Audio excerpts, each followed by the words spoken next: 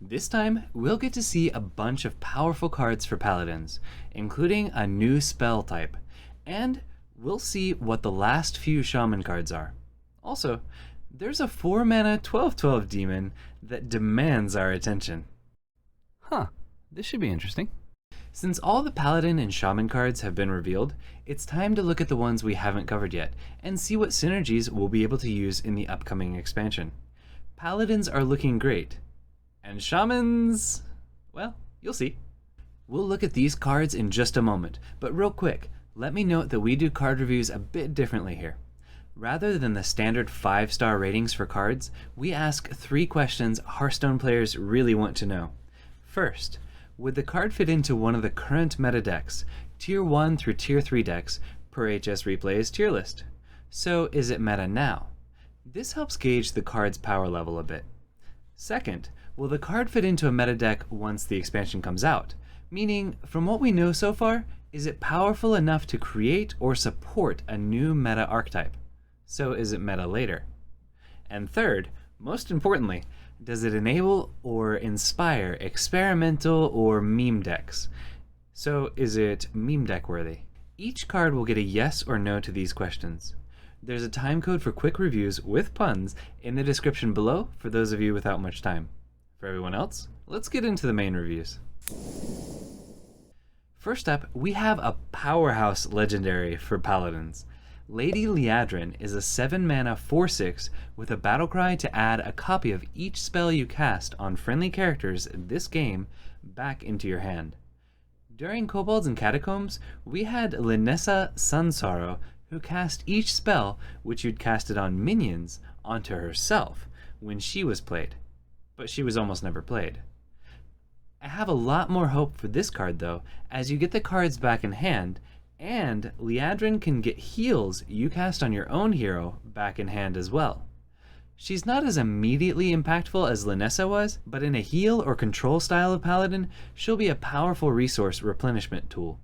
In the current meta, Lady Liadrin is way too slow for Mech Paladin, so she wouldn't fit in that deck. However, recently, Pure Paladin has climbed to Tier 3, and with the number of buffs they run, I wouldn't be surprised if they would swap out a Lightforged Crusader or one of the more expensive popular cards to include this. Lady Liadrin actually would be meta now. And in the future meta, I think she has more potential in Pure Paladin when she's a consideration, and due to the new set of cards for Paladin we'll cover in a moment, there's a lot of potential for her in the upcoming meta. She should see play in a meta deck or two. As for memes, one of the buff spells we'll cover in a moment can be reduced in cost to 0 mana for the rest of the game, and we can get a bunch of copies of it back with Lady Liadrin. We would just run that spell and maybe a few Brewmasters or other bounce effects in our deck, but after playing Lady Liadrin, we can select a minion to buff to enormous size and bash our opponent over and over. If our opponent saps or transforms our minion, we just play another Lady Liadrin and smack buff until they die. It's probably way too slow, but we'll try it. So what's an example of a card you may want to cast on Lady Liadrin to get back in your hand? How about Hand of a Doll? It's a 2-mana spell to give a minion +2/+2 and draw a card. It's a cheap buff and helps cycle through your deck. It's half the buff of Blessing of Kings at half the price, but has an upside to draw another card.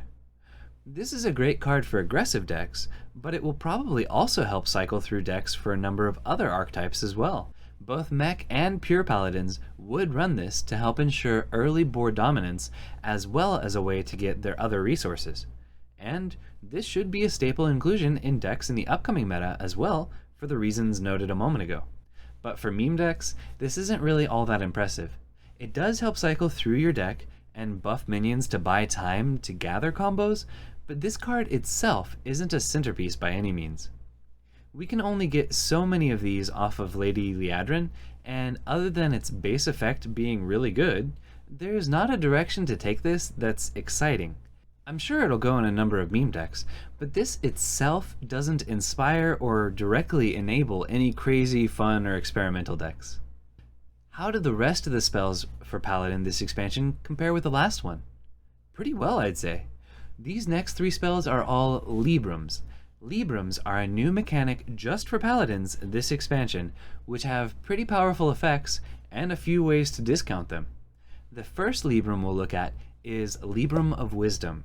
It's a 2-mana spell to give a minion +1/+1 and a death rattle to add a new Libram of Wisdom spell to your hand. This is the exact same effect as Explorer's Hat, which Hunters had from League of Explorers.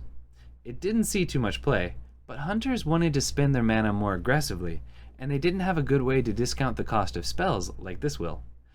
As Paladins can always summon at least a 1/1 minion with their hero power to target with this buff, the potential for this version is much higher than the previous card.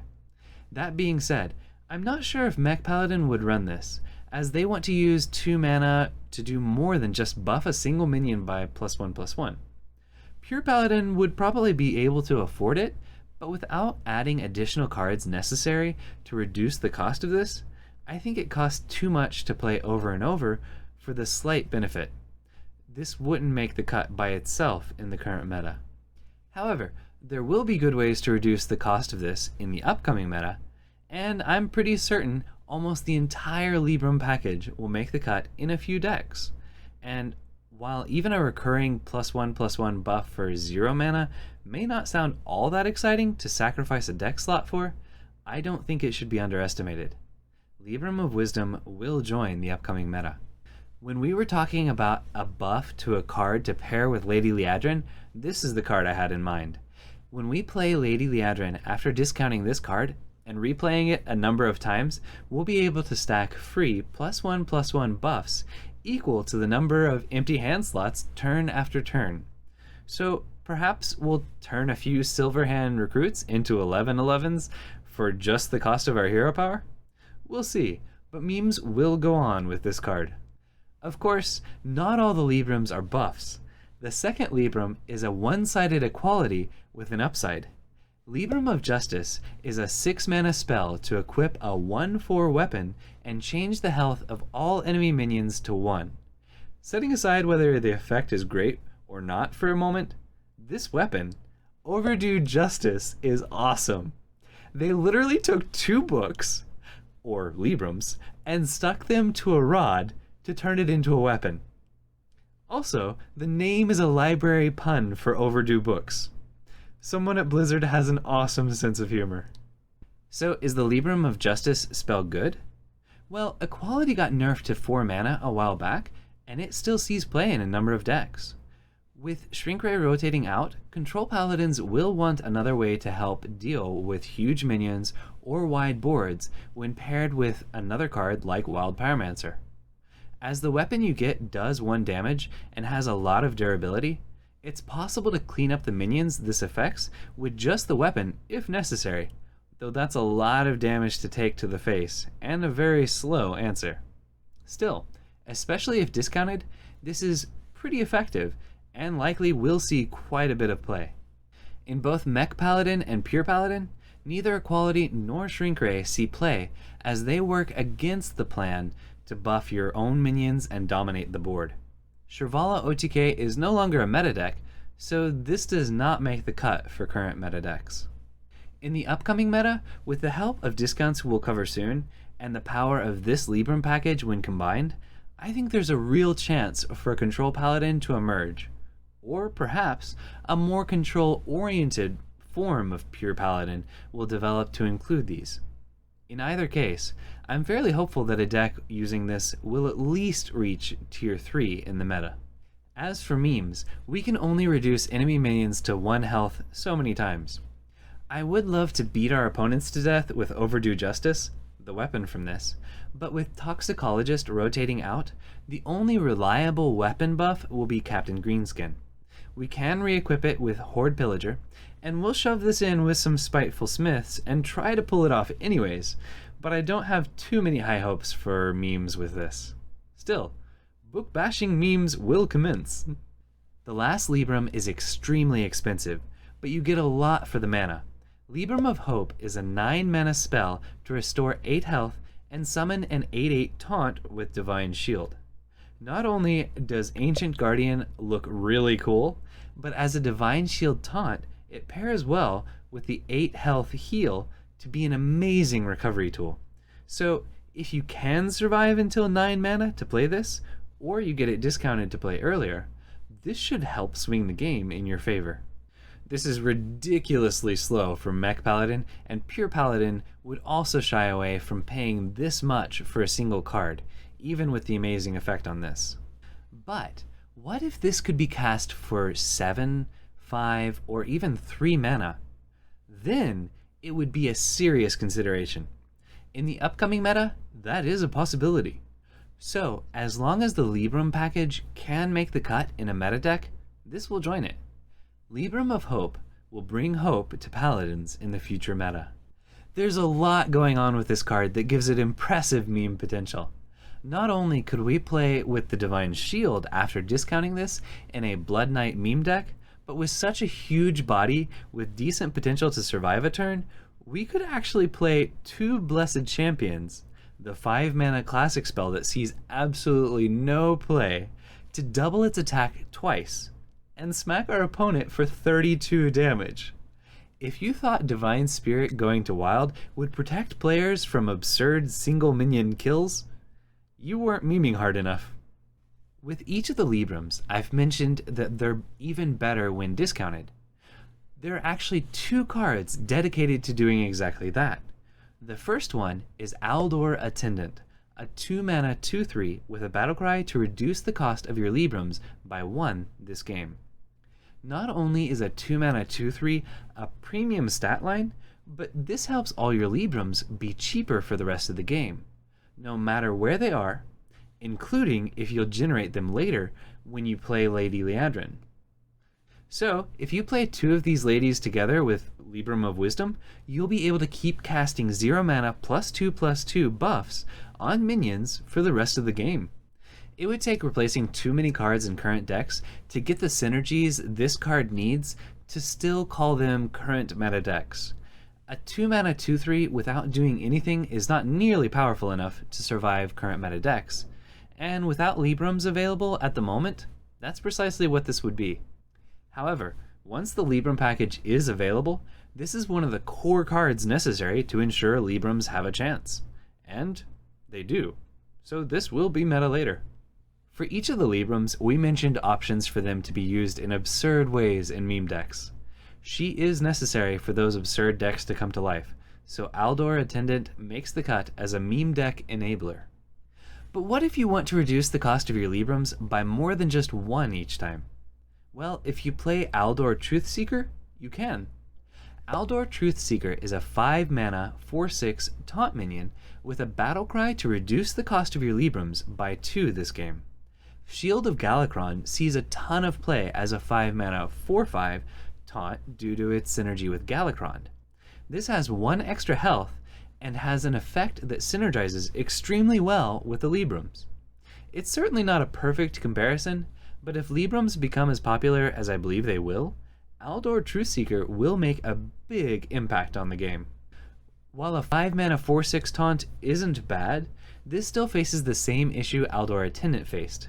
Without Librams in the current meta, this just wouldn't see play. But as an excellent play to buy some time and set up for amazing swings with discounted Librams, this should definitely see play in the upcoming meta.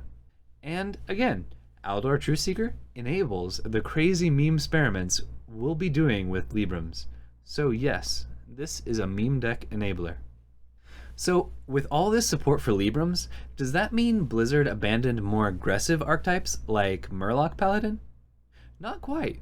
Imprisoned Sungill is a 1 mana 2/1 Murloc that hits the board as dormant for 2 turns, but wakes up to summon 2 1/1 Murlocs to join him.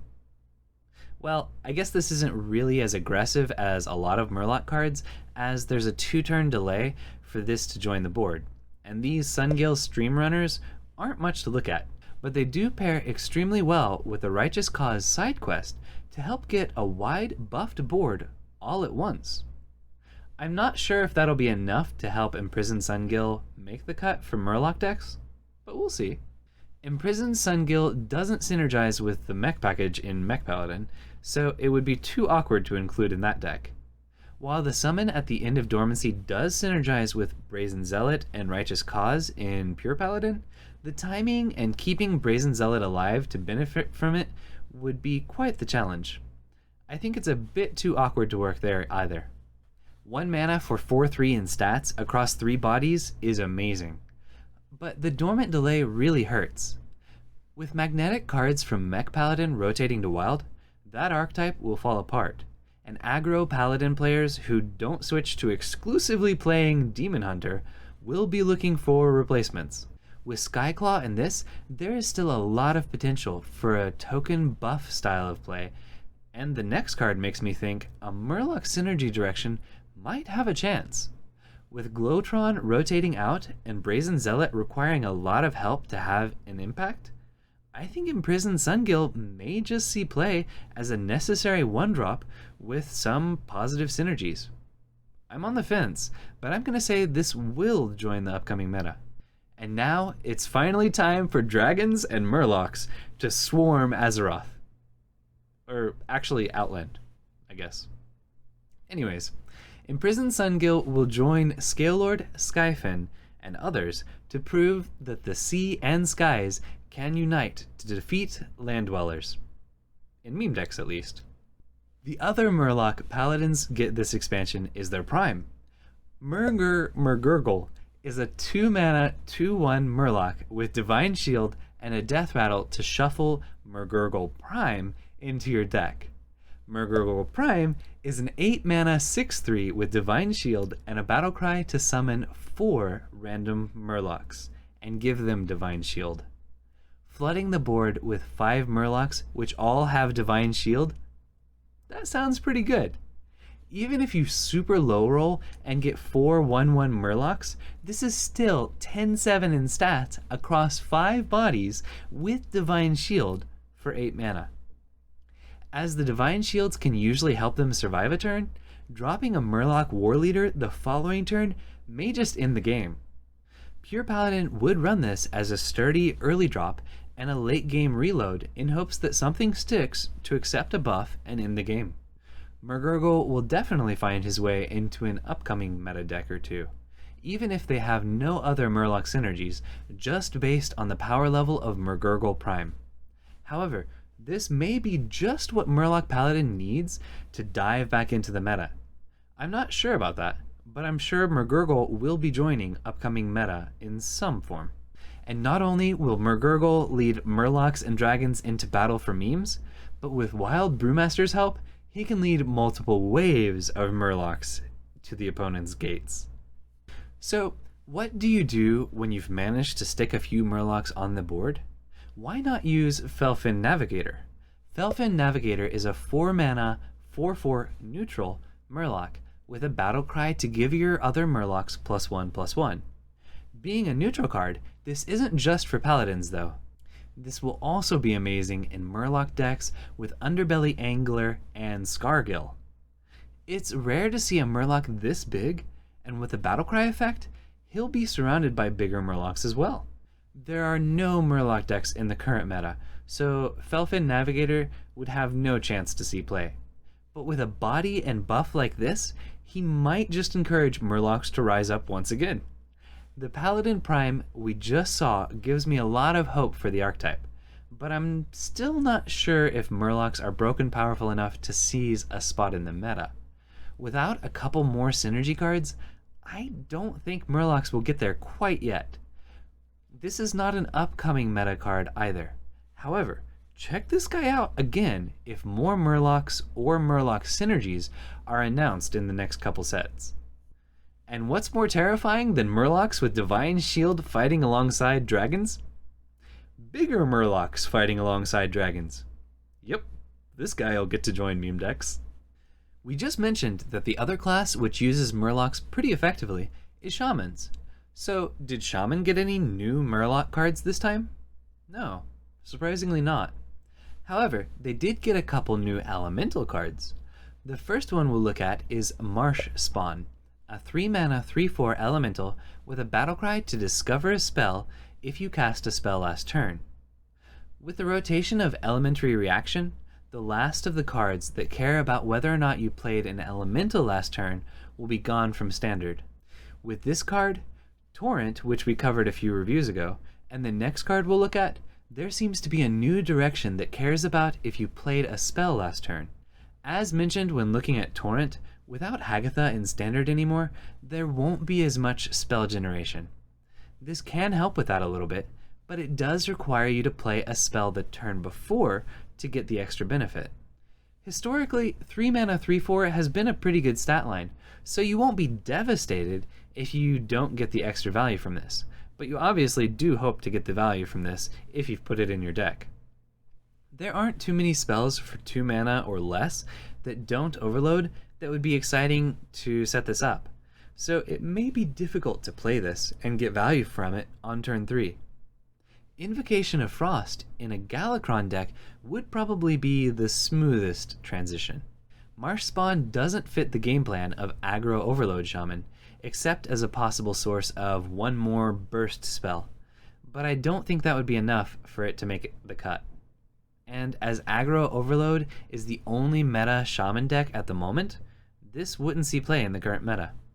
Though I should note that Galakron Shaman is really close to tier 3, and they may actually consider it as a follow-up to Invocation of Frost, or for the potential double spell generation after the quest completes. This makes me think that there may be some hope for this card in the upcoming meta, but I'm really concerned about Shaman's ability to field a competitive deck in the upcoming meta. If they can, this may get to join the deck, but as a situational card in a class that's struggling, I'm gonna call this a non-meta later card. And without any more elemental synergies in standard, the most impressive thing you can do with this is discover a second spell with the Shaman quest. With a variety of spells in the pool, it'll be difficult to look for a specific type of spell off this, so building some peculiar deck around it is quite the challenge. I'm not seeing meme deck potential for this at the moment either, but with just a bit more support, we could probably do something bizarre. For now, this is not meme deck worthy. The other elemental that cares about whether or not you cast a spell last turn is Shattered Rumbler. It's a 5 mana 4/6 elemental with a battle cry to deal 2 damage to all minions if you cast a spell last turn. If the opponent is running low health minions across a wide board, like Demon Hunter and Stealth Rogue are likely to, this battle cry will feel pretty good to help clear them from the board. But as Aggro Overload Shaman is the only current meta deck for Shamans, and the battle cry from this would serve to take out their own minions, this would be a horrible card to try and include in that deck. The conditionality of this makes me think this will struggle to find a spot in the upcoming meta either. If a Control Shaman can develop without Hagatha and Shudderwalk available anymore, this might get to join that deck. But the outlook is bleak. I can't call this meta later either. And again, without elemental synergies or a way to use this battlecry to directly affect the opponent with some peculiar mix of cards, I'm not seeing meme deck potential for this card either. It's a cool card, and there should be something we could do with it, but there's not enough puzzle components to put something together at the moment. Shattered Rumbler doesn't get to join meme decks. What card could help our minions get extra value even if Shattered Rumbler hurts them? Vivid Spores is a 4 mana spell to give your minions the death rattle, resummon this minion. This is Ancestral Spirit, but for all of your minions at once. While Aggro Overload Shaman would like to have more resilient tokens to ensure they can pull off their buffs and burst combos more consistently, including a 4 mana spell that doesn't add any immediate impact to the board seems like a bad idea for the deck. While Lava Burst and Spirit of the Frog would draw it out more consistently, this deck usually casts Lava Burst to close out the game, not in hopes that minions will still be on the board to get some extra value. This would not be meta now. If this were 3 mana, it would allow Galakron Shaman to get extra value from the massive rush elementals Galakron summons. But at 4 mana, the options of this card fall pretty hard. Still, getting a bunch of extra value out of a board of minions that have managed to stick around would be very nice. There's potential for this card if the right combination comes together. but I'm not seeing enough power available to merit running such a passive 4 mana play with the cards available. This won't be meta later either. However, this does improve the chances that minions will survive to get evolved by our Bogstrut Clacker and Bogspine Knuckles. So when building the RNG Festival Evolve deck, this is a consideration. There's also potential with this on massive Death Rattle minions like Scrapyard Colossus we'll cover later on. Oh, and Infectious Sporling appreciates the opportunity to transform even more enemy minions into Infectious Sporlings. This will get to join meme decks in some form or another. The Shaman cards for this expansion have been really situational and feel extremely underpowered compared to almost every other class. Surely the remaining cards will help the class have at least some chance in the meta, right? Maybe not. Next up is Totemic Reflection, a 3-mana spell to give a minion +2/+2. If the minion happens to be a totem, this will summon a copy of it. At the start of last expansion, it looked like we would be bowing to our Shaman overlords. This time, it looks like it may be a miracle to see a Shaman wander onto the ladder. Most +2/+2 buffs include an upside and only cost 2 mana. That's precisely what Hand of Adal we just covered looks like. This costs 1 mana more for the pitiful upside of possibly summoning an extra copy of a buffed totem. Why? Yes, it works with the Shaman hero power if you happen to have a totem sticking around on the board, or you just want to spend 5 mana to get an extra buffed random totem. But you'll just die after committing so much into such weak plays. Yes, this would be amazing on an evil totem if one could actually survive until your next turn, but that never happens, and turn 5 needs more power to win games. It's not terrible with Flame Tongue Totem or Mana Tide Totem to get extra value from them either, but again, it's too little, too late. This card is garbage. A buff on a minion or an extra buff totem to drop Bloodlust the following turn would be nice, but Aggro Overload Shaman doesn't even run Bloodlust, and even if they did, this costs way too much to consider including. It would be cool if summoning extra totems were powerful enough to swing the game, but it's not, so this will not join the future meta either. But it's finally time for Splitting Axe to see play in a non-completely suicidal deck. With this in Splitting Axe, we will fill the board with buff totems and bloodlust our bewildered opponents. While it would never survive the meta, it will be a fun meme deck. Fortunately, the last card we look at for Shamans does actually have some promise. Serpent Shrine Portal is a 3-mana spell to deal 3 damage and summon a random 3-cost minion. It also overloads for 1. If you're actually playing Vaj Prime rather than just playing Skull of Gul'dan in Demon Hunter, which is a better card as a rare than a Shaman Legendary Prime, which you have to draw after shuffling it into your deck, you may actually be happy to have this sitting in your deck to be drawn by her. It's good value for the cost, and it does have overload synergy.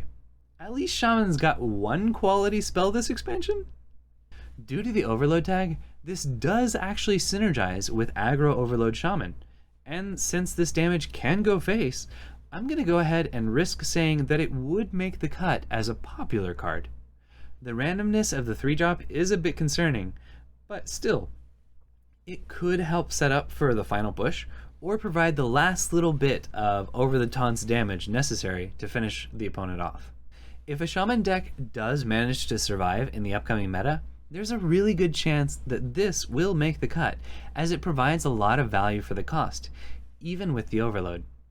We'll go ahead and say that it will join the upcoming meta, but I'm still worried about Shamans overall.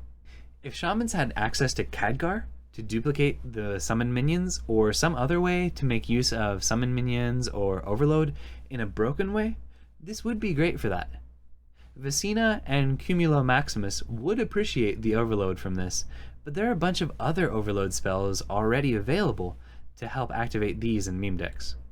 this doesn't provide any new potential for meme decks, so we can't say that this is meme deck worthy. And just so we don't end on a disappointing note due to Shaman's new tools, let's finish up with an awesome and fun card. Today's last card is the neutral legendary Magtheridon. He's a 4-mana 12/12 demon. That's awesome. But it's not that simple. He starts as dormant and summons 3 1/3 enemy warders. When they die, Magtheridon will destroy all minions and awaken. A simple 4-mana 12/12 was too good to be true. But this is still an awesome card. It just takes some help to get there. Each class has some way to kill the Hellfire Warders, but most require a bit of setup and or taking an extra turn. In Standard, I don't think there's a way to awaken Magtheridon on the same turn you summon him on turn 4, even with the coin. Warlocks may have the easiest activator with Hellfire, but they have to wait until the following turn or 8 mana to awaken him. Do note that your opponent needs 3 open slots for warders to appear with Magtheridon's battlecry, or else he'll never wake up, because 3 warders have to die for him to wake up. Also, if one of them gets transformed, Magtheridon will stay asleep as well. You could run something like Faceless Manipulator if you're really worried, but I doubt anyone would go that far. It's also good to note that while your opponent will be able to attack you with these warders and do whatever they want to them, they will take up board space, so your opponent can only summon 4 other minions if they're trying to keep these alive. Also, this can wreck resurrection pools for priest opponents. Although a 12/12 for 4 mana is appealing, it's usually going to take 8 mana or so to pull off reliably. Highlander Galakrond Warlock might be able to trigger him with Dark Skies, and Galakrond Warrior could trigger him with Scion of Ruin, and Highlander Mage could potentially drop him for 1 mana followed by a Flame Strike. However, using these high value cards just to activate a single body in a meta where single target removal and board clears are so prevalent with slow decks, and aggro decks have already killed you by the time you would do this combo, makes me say that Magtheridon would not be able to join the current meta. In a deck or two built with ways to kill the Hellfire Warders and use Magtheridon effectively, there's a chance Magtheridon could become a meta card. There aren't any really reliable quick ways available at the moment, and the risk of losing him to a transform effect on one of the warders makes it difficult to get reliable value from him. There's potential, but I don't know that he'll get there in the upcoming meta. We'll see, but I have to say that he's not meta later either. However, a card like this makes me want to run a bunch of experiments with it. What happens if Maiev Shadowsong sends this back into dormancy? Will he wake back up without warders dying? He should. If he gets copied as is, his copy will start as dormant. But what if we silence him and make a copy? Would the priest card Unsleeping Soul be sufficient to give us another 12/12 that does not start as dormant? If so, we'll build a deck with Blood Mage Thalnos and Breath of the Infinite to awaken him, and then we'll make a couple copies with Unsleeping Soul to smack our opponents. There's a lot to test out with this guy, and some of them will become meme decks for certain.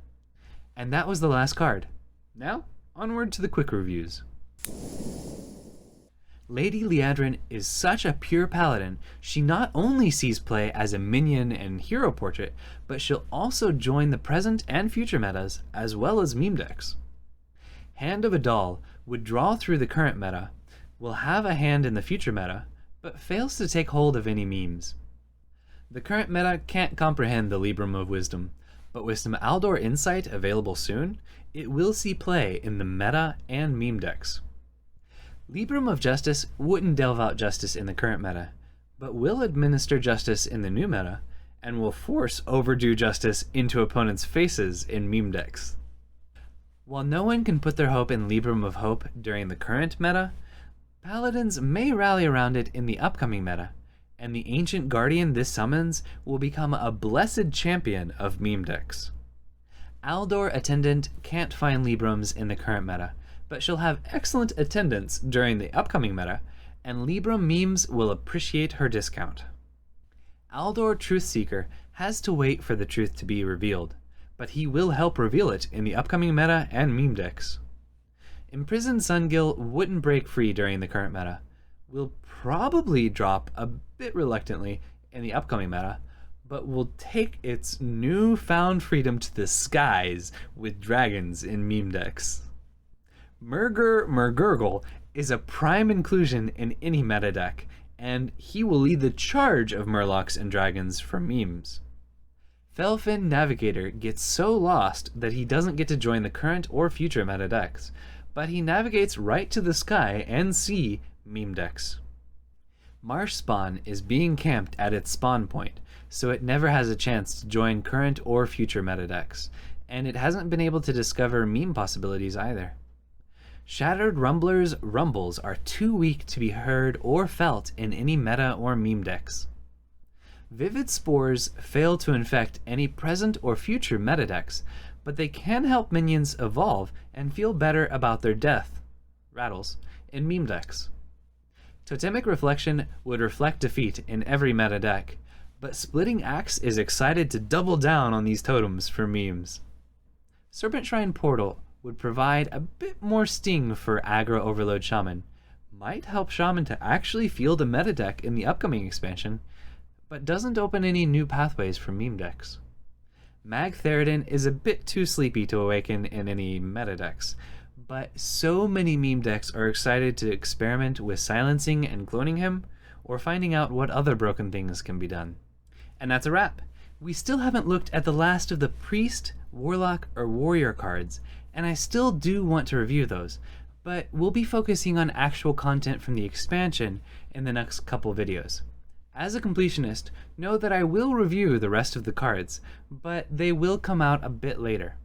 Thank you for joining us for these reviews, and look forward to a bunch more meme and experimental deck gameplay coming soon. We do plan to do at least one analysis style of video each week, so stay tuned. If you enjoyed, be sure to tap that like button, smash that subscribe button, and share your perspective in the comments below. You're awesome. Thank you for watching, and have an awesome day.